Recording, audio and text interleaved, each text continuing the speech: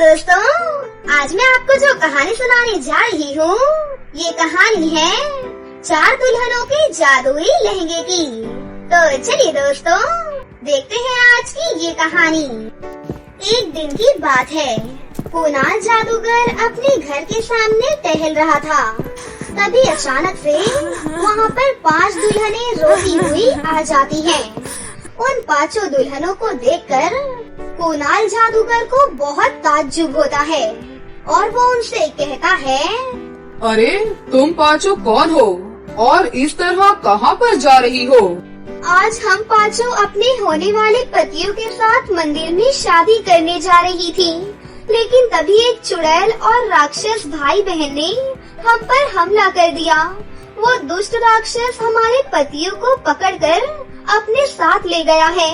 बड़ी मुश्किल से हम 5 वहाँ से अपनी जान बचाकर भाग पाई हैं, लेकिन उसकी चुड़ैल बहन अब भी हमारा पीछा कर रही है। अरे तुम बिल्कुल भी मत डरो, मेरे होते हुए कोई चुड़ैल तुम्हारा कुछ भी नहीं बिगाड़ सकती। आने दो उस चुड़ैल को, मैं उसे सबक सिखाऊंगा। फिर वो लोग उस चुड़ैल का इंतजार करने लगते हैं कि तभी थोड़ी ही देर में वो चुड़ैल वहाँ पर आ जाती है। अच्छा, तो तुम 5 भागकर यहाँ पर आ गई हो, लेकिन अब तुम्हें मुझसे कोई भी नहीं बचा सकता। चलो मेरे साथ। ठहर जा चुड़ैल, अगर तुझे अपनी जान प्यारी है तो चुपचाप यहाँ से लौट जा, वरना मैं तुझे जान से मार दूंगा। अच्छा, तो तू एक मामूली आदमी होकर मुझे धमकी देता है। मुझे आज तक बड़े से बड़े साधु भी नहीं मार पाए, तो तू क्या चीज है? अरे बेवकूफ, मैं चुड़ैल हूँ, चुड़ैल। तू मेरा क्या बिगाड़ लेगा? लगता है तू सीधी तरह नहीं मानेगी, तुझे सबक सिखाना ही पड़ेगा।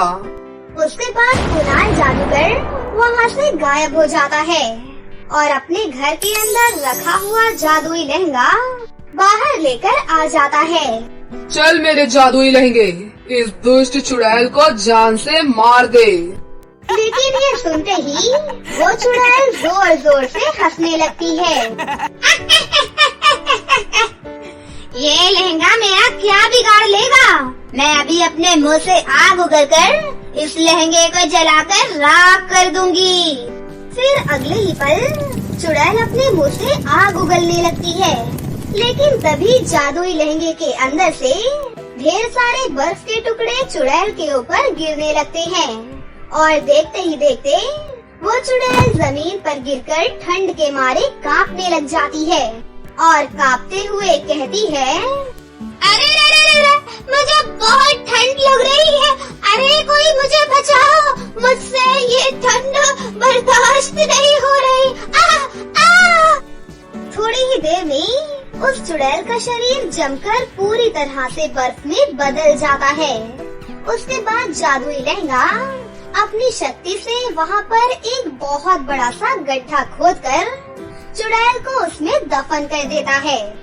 ये देखकर 5 दुल्हनें बहुत ज्यादा खुश हो जाती हैं और वो कुणाल जादूगर का शुक्रिया अदा करने लगती हैं। हमारी जान बचाने के लिए आपका बहुत बहुत शुक्रिया। आप दया करके हमारे पतियों की भी जान बचा लीजिए, वरना वो राक्षस हमारे पतियों को जान से मार देगा।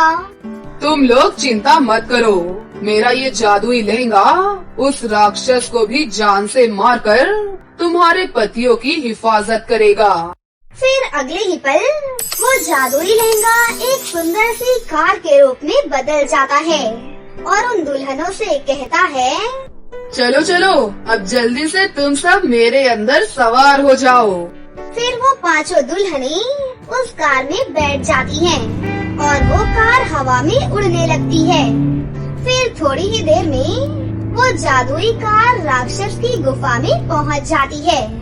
गुफा में मौजूद राक्षस ने उन 5 दूल्हों को रस्सियों से बांध रखा था और वो एक बड़ी सी तलवार लेकर उन्हें मारने के लिए आगे बढ़ रहा था।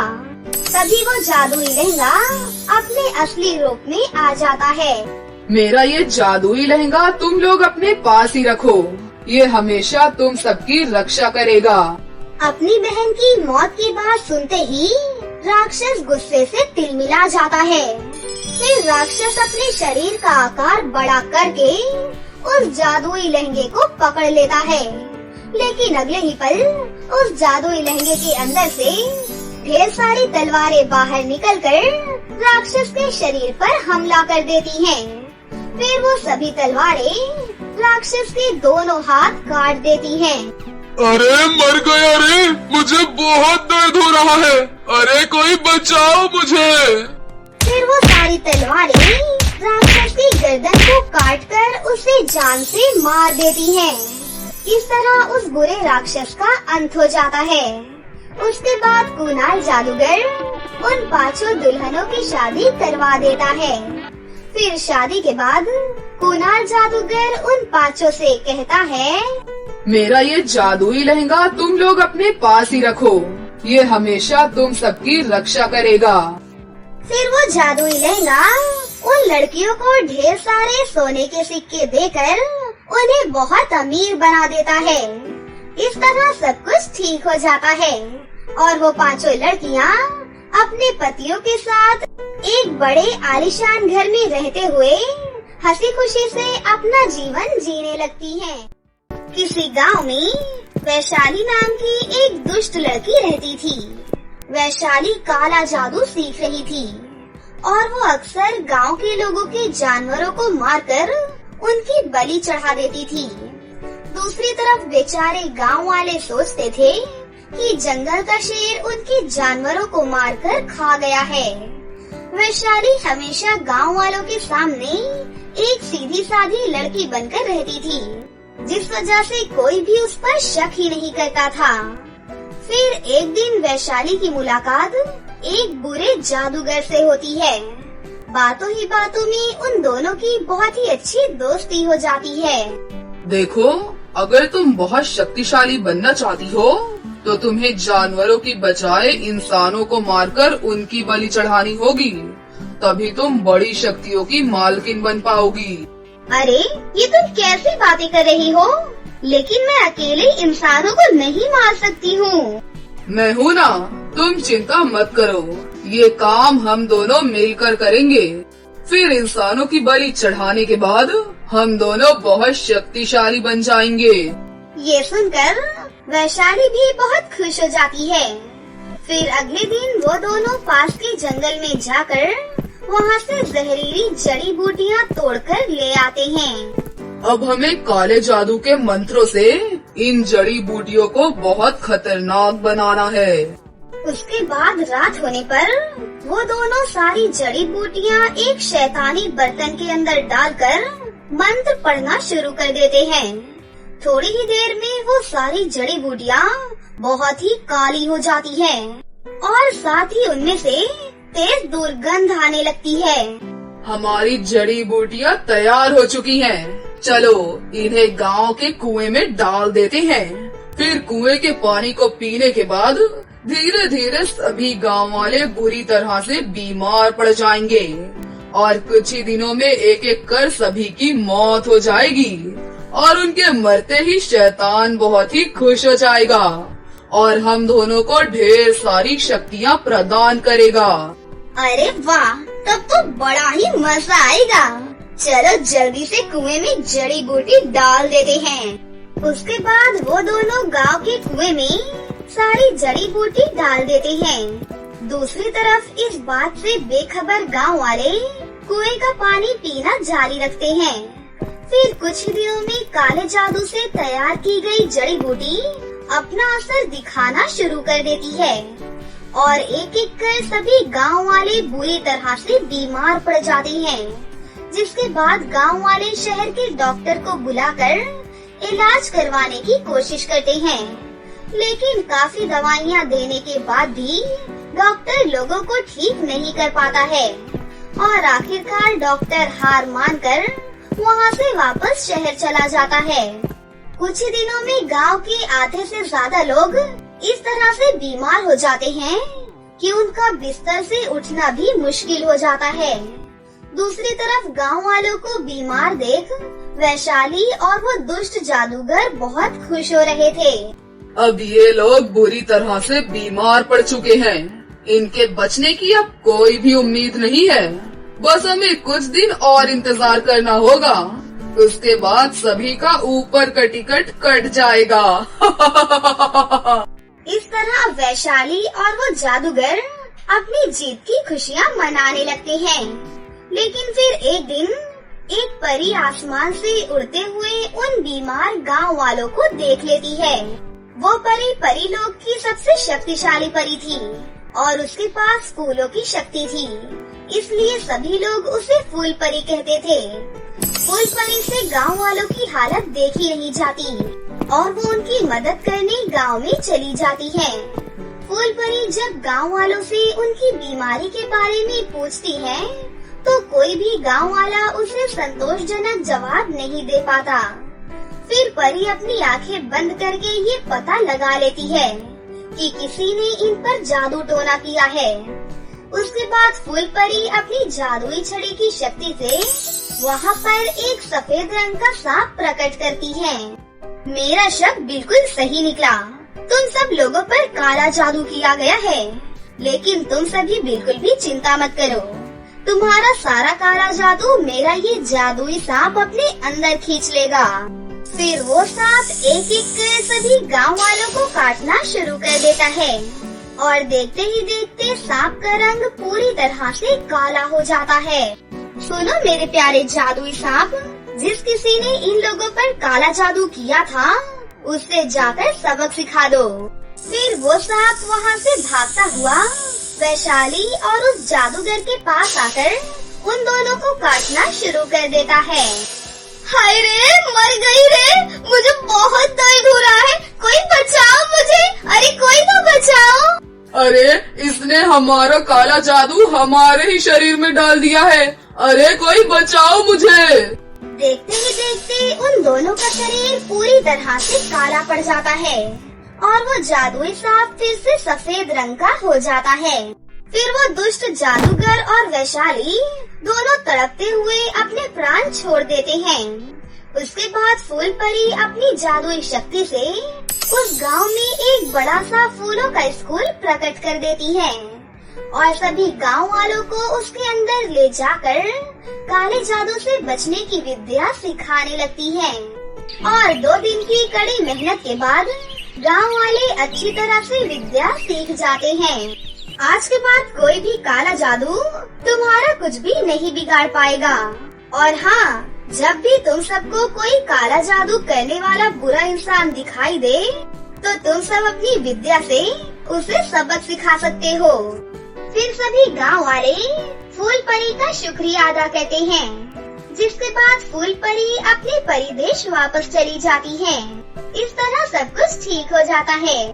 साथ ही उस दिन के बाद से गांव वालों के ऊपर कोई भी मुसीबत नहीं आती और वो सभी हंसी खुशी से अपनी जिंदगी जीने लगते हैं। कुछ समय पहले की बात है। किसी गांव में अवंतिका नाम की एक औरत अपनी 3 बेटियों के साथ रहती थी। अवंतिका और उसकी तीनों बेटियां चूड़ियां बेचने का काम करती थी। इसी से उनके घर का गुजारा चलता था। ऐसे ही बहुत समय बीत जाता है।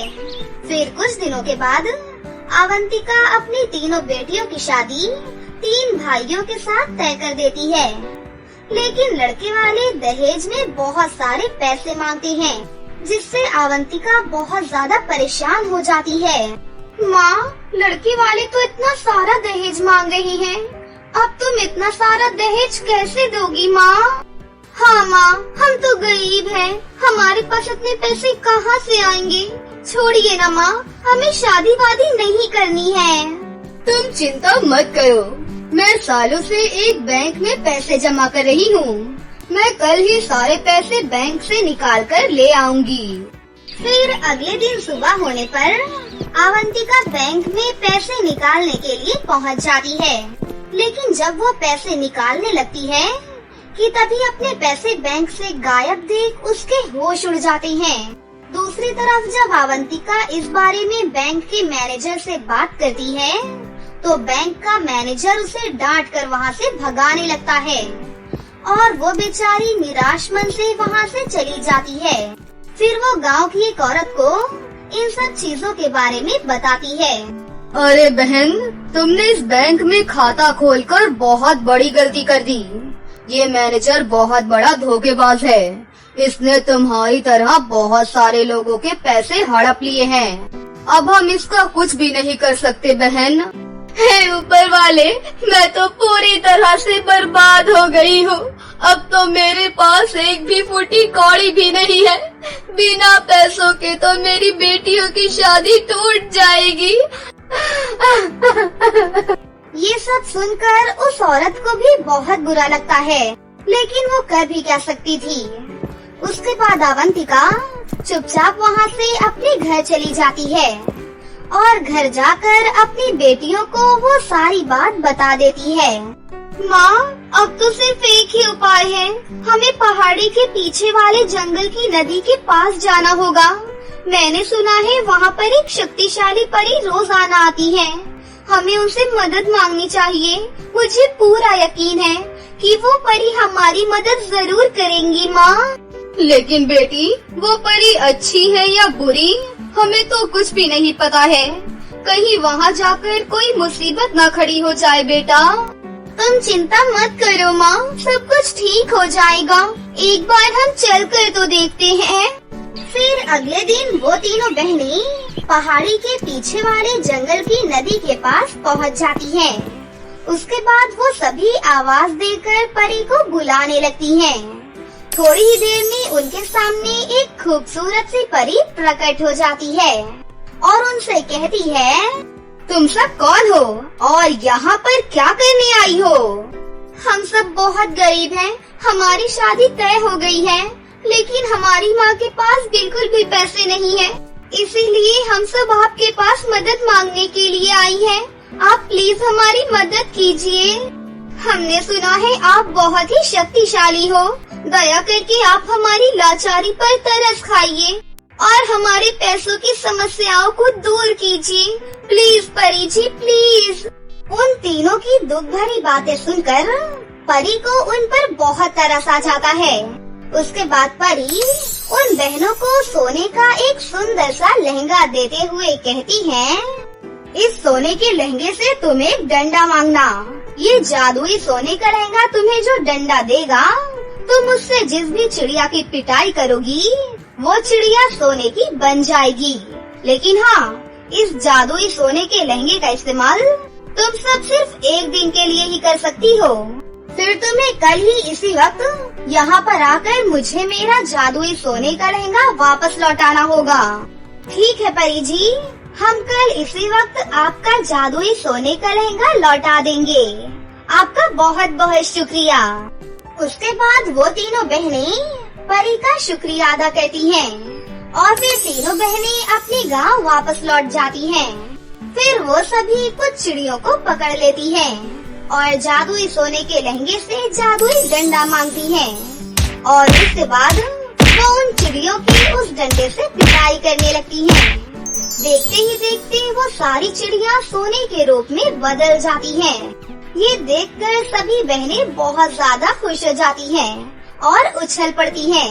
उसके बाद वो तीनों बहनें सारी सोने की चिड़िया शहर में बेच देती हैं और बदले में उन्हें ढेर सारे पैसे मिल जाते हैं। ये देखो माँ, हमारे पास कितने सारे पैसे इकट्ठे हो गए हैं। अब तुम्हें फिक्र करने की कोई भी जरूरत नहीं है। हाँ, ये सब उस दयालु परी की वजह से हुआ है। चलो अब उनका जादुई सोने का लहंगा उन्हें वापस करके आ जाते हैं। फिर वो तीनों बहनें परी का जादुई सोने का लहंगा लेकर जंगल के पास वाली नदी की ओर जाने लगती हैं। लेकिन तभी रास्ते में कुछ बदमाश लड़कियां उनका रास्ता रोक लेती हैं। उन सभी लड़कियों के हाथों में बड़े बड़े चाकू थे। देखो, मैंने सब कुछ देख लिया है। तुम सबने इस जादुई सोने का लहंगे का इस्तेमाल करके यहाँ की बहुत सारी चिड़ियों को सोने के रूप में बदला है। चलो, ये जादुई सोने का लहंगा अब हमारे हवाले कर दो, वरना तुम सभी बेमौत मारी जाओगी। ये सुनकर वो तीनों बहनें बहुत ज्यादा परेशान हो जाती हैं। अरे, अचानक ये कैसी मुसीबत आ गई? अब हम क्या करें? परी ने बहुत विश्वास करके हमें ये जादुई सोने का लहंगा दिया है। हमें उनका भरोसा नहीं तोड़ना चाहिए। चाहे कुछ भी हो जाए, हमें इस जादुई सोने के लहंगे की हिफाजत करनी ही होगी। लेकिन हम क्या करें? इन सबके पास तो बड़े बड़े चाकू हैं। तभी उस जादुई सोने के लहंगे में से आवाज आती है। तुम सब बिल्कुल भी चिंता मत करो, मैं हूँ ना, मैं इन सभी लड़कियों को सबक सिखाऊंगा। फिर अगले ही पल जादुई लहंगे के अंदर से शोलेदार आग निकलने लगती है और उन सभी लड़कियों को जलाने लगती है। अरे मर गई रे, मेरे शरीर में बहुत जलन हो रही है। अरे कोई तो बचाओ मुझे, बचाओ। इस तरह वो सभी लड़कियाँ दर्द के मारे रोने लगती हैं। फिर थोड़ी ही देर में उन सभी लड़कियों का शरीर पूरी तरह से जलकर खाक के रूप में बदल जाता है। अब ये सभी लड़कियाँ हमेशा के लिए इस दुनिया को छोड़कर चली गई हैं। तुम शायद नहीं जानती हो, इन लड़कियों ने आज तक ना जाने कितने लोगों की जान ली है। ऐसे लोगों को जीने का कोई हक नहीं है। इस तरह उन सभी लालची लड़कियों को उनका सबक मिल जाता है। दूसरी तरफ वो तीनों बहनें परी को उनका जादुई सोने का लहंगा वापस लौटा देती हैं। फिर कुछ ही दिनों के बाद उन तीनों बहनों की शादी बड़े ही धूमधाम से हो जाती है और वो सभी बहनें अपने अपने ससुराल जाकर हंसी खुशी से रहने लगती हैं। तो दोस्तों, कैसी लगी आपको हमारी ये कहानी? अगर आपको हमारी कहानी अच्छी लगी हो तो इसे जरूर लाइक करें। साथ ही हमारे चैनल को सब्सक्राइब भी कर लें और बेल आइकन को